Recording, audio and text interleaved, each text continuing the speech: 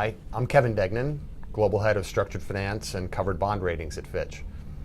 Each year, our analysts and relationship managers conduct hundreds of one-on-one investor meetings, answering questions on a range of topics from specific transaction performance to regulatory issues to ways that we can enhance our research products.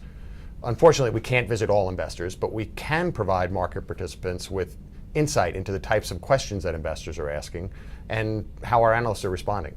With that in mind, in this new series of videos, I'll be talking with the heads of our various U.S. structured finance rating groups to find out what hot topics are currently on investors' minds and how Fitch is responding to their inquiries. With me today is John Bella. John is a managing director and co-head of the U.S. ABS group, focusing on auto-related ABS.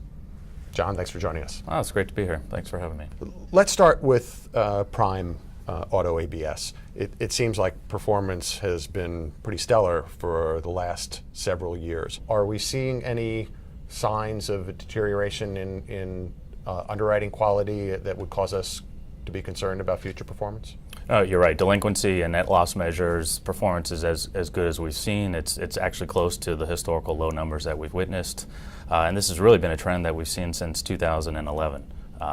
We expect this to continue for 2014, in fact. So a lot of what we do in the auto loan space is ask or have dialogue with investors on topics such as what if, what could be the potential risk that we see in the future. And the biggest one that we're talking about today is underwriting, or potentially weaker underwriting.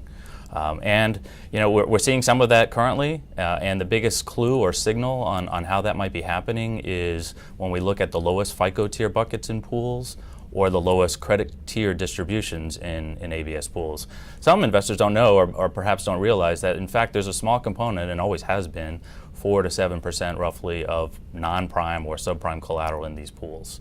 What we're looking for, or as a clear indication for us that we would see weaker underwriting, is if we see that number perhaps reach 10% of a pool. Once we see that sort of migration, we clearly would expect that we would see higher losses, both velocity and pace of losses in auto loan ABS. Okay.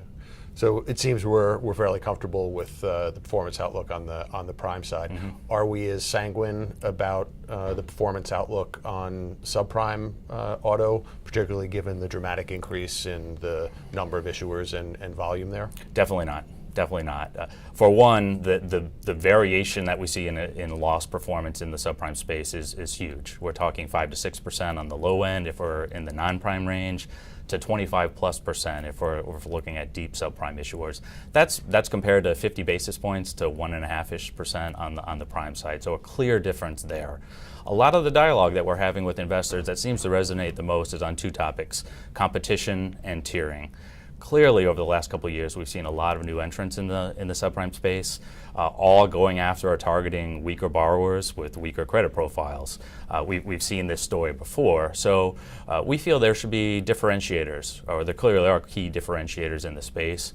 A number of factors that we look at to make this assessment. We can look at corporate strategy, financial strategy of these companies, how dependent or reliant are they on ABS as their core funding strategy or only funding strategy.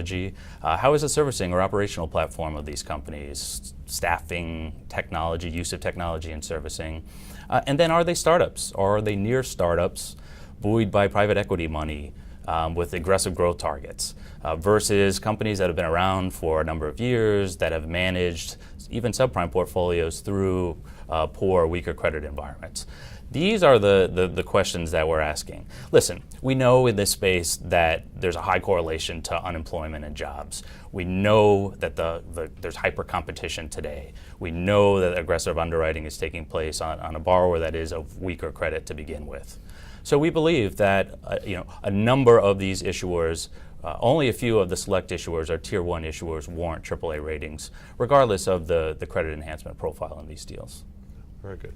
Let's flip back real quick to the prime side for a second, because we've seen some growth on the auto lease side over the last year or so. What are your primary credit concerns, if any, on that front? Interestingly, auto lease is actually, from a credit profile standpoint, stronger than the auto loan deals that we see. But the biggest risk in auto lease is clearly on the residual value side. So two things we're looking at there. What is an individual issuer's residual value setting policy, and how has it changed? Or maybe we should probably ask, how has it been changing of late? Because clearly the wholesale markets have been incredibly strong, really for 3+ years now. Whether you look at Manheim or Black Book, ADESA, ALG, all the indices reflect incredibly strong wholesale markets. So are lenders getting a little bit more aggressive and trying to allocate more of the overall auto lease cash flow into the residual value component, i.e. a riskier component of these transactions? You pair that with the fact that we've seen auto lease penetration, as you mentioned, increasing significantly, particularly in the last 18 months. We're having a lot of off-vehicle lease supply coming due. We're expecting actually a 33% increase vis-a-vis 2013. And we're seeing sales, as reflected by the SAR number, at 16 million in 14. A lot of new supply in the market, clearly going to have impacts on wholesale vehicle prices. So we expect normalization to occur in the auto lease space. Nothing to the level that we anticipate to draw an enhancement or impact performance, but we certainly see normalization in these markets. Okay, and I know auto-related products really dominate the ABS market right now, but your team covers a wide variety of product types. Probably the next biggest one would be equipment-related ABS. What sort of questions are you getting from investors on the equipment front, and how are we responding to those? Equipment's an interesting sector. The story is very similar, so a lot of the initial questions focus on performance, and performance is very similar to what we see in the auto loan market. In contrast to prime auto loans, though, the market is much less homogeneous. So we're having dialogue on first trying to understand the collateral. Are we talking transportation equipment? Are we talking ag equipment? Are we talking construction or general office? That will dictate the approach or the level of loss analysis that we use. We try to figure out, are we talking small ticket leasing or mid ticket leasing, because there's recovery implications for that. Really within the equipment space, each individual issuer is almost a story discussion. For example, yellow iron is really the construction and ag are the big stories in the space. This is the one area of construction where we actually saw weaker performance through the most recent recession, driven by mostly softness in the residential housing markets. But the pools were offset by the fact that ag was a much larger portion of these pools, and clearly ag has outperformed expectations for 10+ years now. So on the ag side, are we overweight ag in these portfolios now? So we end up talking weather. We talk crop prices. We talk production schedules. Very good. Well, let's move on to maybe the least mainstream of the major products that your team covers, but one of the most interesting, and that's aircraft ABS. Are we seeing an increase in inquiries and potential for increased issuance on that front? And what are our primary credit concerns that we're talking to investors about there? Clearly, we've seen really 2013 and 14 have seen a big uptick in leasing or aircraft operating lease volume. Off a low base, so keep that in mind. But we're seeing issuance across the spectrum. We're seeing it from large players, large established names like GCAS, but we're also seeing new names, new organizations like Castle Lake doing transactions. It's tough to handicap issuance in this space because a number of the issuers tend to forego ABS for corporate unsecured or secured type debt financing, but we certainly expect the pipeline to be healthy in 14. On the credit side, things are good. They're improving. Aircraft lease rates are stabilizing. We're seeing value stabilization in the market. On the collateral side, we're seeing newer aircraft in these pools, dominated by narrow bodies, dominated by newer technology aircraft. We're seeing structural improvements here. We're seeing much faster base amortization schedules. We're seeing performance triggers that early am these deals, which is a positive from our standpoint. And then we don't have some of the legacy pre-9/11 interest rate risk implications that we had in these portfolios.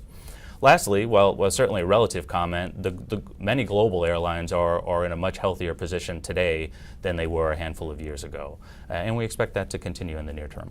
Okay. Well, that's certainly encouraging news. So why don't we wrap up with your quick outlook in terms of rating and collateral performance for a couple of the key sectors that you cover. So let's start with auto and then follow up with equipment. Sure. Prime auto loan, the easiest one to follow is the upgrade trend. And year to date, or first quarter 2014, we're at 18 upgrades.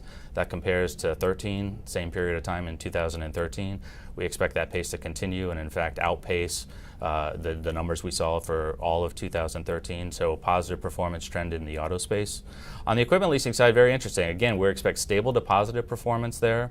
And unlike the last few years where we had more established sort of investment grade rated sponsor entities doing deals, we're seeing a lot more interest in some of the smaller independent finance companies returning to the space. John, that was excellent perspective, and we appreciate you giving your insight into our investor discussions on the ABS front. If you have additional questions or for more information on the research John spoke about, please contact us at the email address on the screen. Thanks for watching.